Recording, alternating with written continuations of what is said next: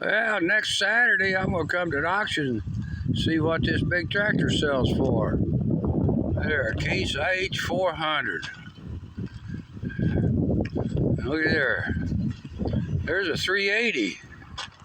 It's on rubber tires. Oh, it's on tracks also. That's a half track.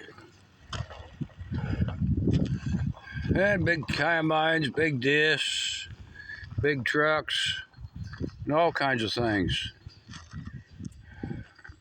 Some grain augers, and they got a great big auger wagon, bunch of big semis, but that tractor's just a little bigger than I'm used to.